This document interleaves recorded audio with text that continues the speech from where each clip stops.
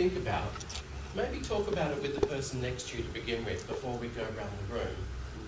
What's some words that you hear people use to describe people with disabilities that you never want to hear again? I had fun looking for them, I tell you. So do I love them. Yeah. And I was thinking of the portrayal of people with disabilities in the media that you were mentioning, Jordan. This is one that we didn't see in the media from Occupy Wall Street. Evidently, the cops couldn't figure out how to load her in the bag, so instead they just gave her an arrest citation. Yeah. What's that? Arrest citation? It just means they wrote her a ticket. They couldn't take her into jail or anything like that, like they did the other protesters. Yeah? That's Discrimination. Good. She should have been roughed up by the cops as well. I want to talk to you about the laws. Some of you said you want to understand the legislation and how it works, about how human rights fits in. And what we have is an international framework that comes from way back in 1948 called the United Nations Declaration of Human Rights. This happened after World War II when terrible things had happened. All the countries around the world got together and formed the United Nations and said, we want to make sure that things never get that bad again. So we're going to write this list of human rights that says we declare these things shouldn't happen. In 1966, these got pulled out into other documents, really boring ones you don't need to know the names of. Only people like me need to memorise the International Covenant of Civil and Political Rights and the International Covenant of Economic, Social and Cultural Rights. All they do is they list off how those rights should be done. So instead of saying you have the freedom to say what you think, it actually lists how that works and what the limitations on it are. Anyway, the United Nations took those and they broke them down into even more documents. So there's the Convention to End All Forms of Racial Discrimination, the Convention to End All Forms of Discrimination Against Women, called CEDAW, the Convention of the Rights of Children, CROP, nothing to do with footwear, all right? The Convention of the Rights of Persons with Disability, the Convention Against Torture, and the unfortunate acronym of the Declaration of the Rights of Indigenous People. Now, Australia has signed up to all of these, and one of the ways that works is that the United Nations every few years comes to the Australian government and says, how are you doing? How are you doing with the Convention of the Rights of Persons with Disability? Are you doing good things by the people with disability in your country? And the government says, we're doing magnificent. We do wonderful things for the people with disability. And then there's what's called the shadow report. And the shadow report is done by the community organisations that are there for people with disability who tell the government, tell the United Nations what's really happening. Okay? The goal is to get these things written into law. Now, these don't add extra rights. They take the rights that are there in the other conventions and they apply them. So freedom of expression, which says that people have the right to be able to access information apart from other things, when it's in the Convention of the Rights of Persons with Disability, it says if someone's got a visual disability, it should be presented in a way that's accessible for a person with a visual disability. This is a quote from someone from a disability day that we ran, who said, when I first came to the Convention on the Rights of Persons with Disabilities, I was amazed. The disability community is so diverse, and in the convention process, all these people were able to come together with one voice. Different disabilities have different priorities, but we all have the same basic need, human rights. It really was unifying, creating this powerful global voice. Think global, act local. That's the key to human rights. You have these rights because you're human. You're equal to everybody else. Thank you. And that means every human has the same rights. And sometimes if we need extra things to get us to the same level as other people, extra access, extra things to make it possible for us to do the same things, that's not extra rights. That's making sure we have the same right to be able to participate and contribute as a people. That's my whole point. Yeah. So here's some of the bits from the Convention of the Rights of Persons with Disability. Article 3 says there should be a respect for autonomy and the right to make choices. Article 5 says freedom from torture, cruel, inhuman and degrading treatment. Article 16. 15. Is it 5? 15, you're right. Sorry, I'm at an angle. 16, prohibition on violence, abuse and exploitation. Article 17, respect for physical and mental integrity. Article 25, medical treatment only with free and informed consent. These seem really basic rights. The good bit is you need to know they're there in that infrastructure. So if you need to challenge people, there's some legal tools that you can use. Article 1, Article 1, the whole purpose of that convention to promote, protect and ensure the full and equal enjoyment of all human rights and fundamental freedoms by all persons with disability and to promote respect for your inherent dignity. Okay, that underpins everything. We're going to skip past those there and say here in Australia, on a federal level, you've got a range of different tools that give you some rights as well. There's a Racial Discrimination Act, a Sex Discrimination Act, a Human Rights Commission Act, but there's a Federal Disability Discrimination Act as well. The Federal Disability Discrimination Act makes it illegal for people to discriminate against you on the grounds of you having a disability. Some of the ways in which they apply this, oh well look at this, they take complaints at the Australian Human Rights Commission. All the complaints they take under these acts, you can see that 42% of them, the biggest chunk of this pie, is under the Disability Discrimination Act. Yeah, you win.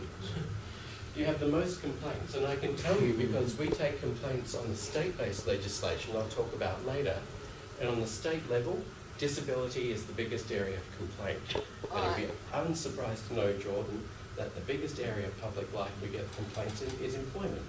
And there's a big crossover, people with disabilities and employment. It's part of our biggest area of complaints that we get. That's my home. Excellent. Now, lots of these, I've printed out slideshow for you so you can take it with you as well. So you can take some notes now, but don't worry about getting it down. I'll give you a printout of most of the important information slides here. So everyone knows Kenton is the only one that's not in your bag. Kenton was slow. And That's all right. We're just going to hand that out to them. yeah. Also in Australia, as well as that Discrimination Act on the federal level, here at the Attorney General's Department, you have a set of standards. Now these disability standards, what they are is guidelines. There's a disability standard for education, a disability standard for accessible public transport, a disability access to premises guideline, and what these do is they set out the rules for organisations, for public organisations particularly, about what they must provide for people with disabilities. It's really worth having a look. Go to the website, download these. If you go to a school, they make a really useful thing to shove at the people there and say, this is actually what the federal guidelines say you should have in terms of support for people, in terms of access to the buildings and things like that. Like everything to do with law and legality, and I should say I'm not a lawyer, some of my best friends are lawyers, so I've got to be nice about them. There's loopholes, okay? But the loopholes can't be as easy as we can't afford that. There was a court case a couple of years ago, and someone was complaining because there wasn't a ramp that was built up to a shop, and the judge was there and the shop owner said, well, we didn't build it because it would be too expensive. And the judge said, how much would it have cost? And he said, oh, I don't know, we didn't get a quote. And the judge said, right, you have to actually build a ramp. You can't just say it's too expensive, that's not on. There's also now the National Disability Strategy, okay? This particularly takes the words in the Conventions of the Rights of Persons with Disability and makes them into guidelines. This is brand new and very pretty, different colours and everything. So inclusive and accessible communities is number one. Number two is rights protection, justice and legislation. Number three is emotional security, economic security. Number four is personal and community support. Number five is learning and skills, and number six is health and wellbeing. And under each of those is a whole set of guidelines for how these services should be. Now this strategy goes from 2010 to 2020, so it's going to come into play covering a whole lot of areas. Then there is the report that just came out this week, which is the report on the National Disability Insurance Scheme. This report was done by Price Waterhouse, and it said, what I've written up here is Australia ranks 21st out of 29 OECD countries in employment participation rates for people with disability. What does that number mean? It means we're doing really badly. We're a rich country, we've got lots of resources, and we're 21 out of 29 countries. There's 20 others ahead of us who are doing much better. It says, in addition, around 45% of those with a disability in Australia are either living near or below the poverty line. Shame, Australia, shame. So they've got some guiding principles that they've suggested. Here's the key 4 ones. That people with a disability have equal rights. Fairness. Number 2, supports are needed to allow people with a disability to exercise their rights. Facilitation. And that's it. You don't just say, oh, you've got rights. You actually help people to be able to assert and express those rights as well. Number 3 is individuals with a disability should have a choice in saying what their access needs are. So that's choice. Oh, good, we've got someone else as well.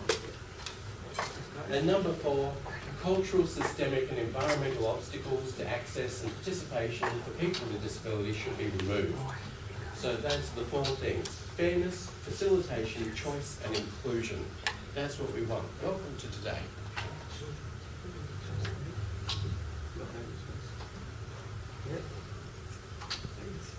Just to quickly catch you up, I'm Kenton. I'm talking about the law.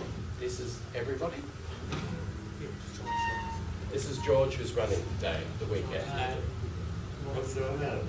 You have a computer to tell us. Can you type your name so we know who you are? My natural No. Yeah. name Thank you. is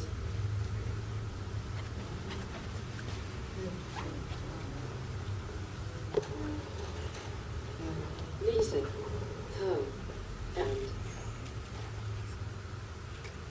my name is Lisa Ho. Welcome, Lisa. Thanks for Hi. having me. Hi. I should explain quickly, Lisa, what we did before you got here is we talked about all the things we never want to hear said about people with disabilities ever again, like you poor little thing, you're so cute, or teasing and bullying. I can see that you're smiling at some of these already. People talking down to you or telling you to make a life for yourself. And what I've started talking about is some of the laws that are there that underpin our rights, or the rights of people with disabilities. So these are some of the federal things I've been talking about. A quick history. This was included in the Price Waterhouse thing here too. Just so you know, back in ancient times, the 1970s. In the olden days. The olden days, which some of us are old enough to remember, so be careful. Yeah. Back in the 70s, there was an early disability rights movement, and then about 1981, they had the first International Year for Disabled Persons from the United Nations, and that happened internationally. Now, there were good things and bad things about that. One of the bad things is it only went for a year. It could have gone for longer. Then in 1986 in Australia, we got the Disability Services Act, where they started to introduce supports for people with disability. That's so recent. Before then, it was just up to families, you know. Then in 2000,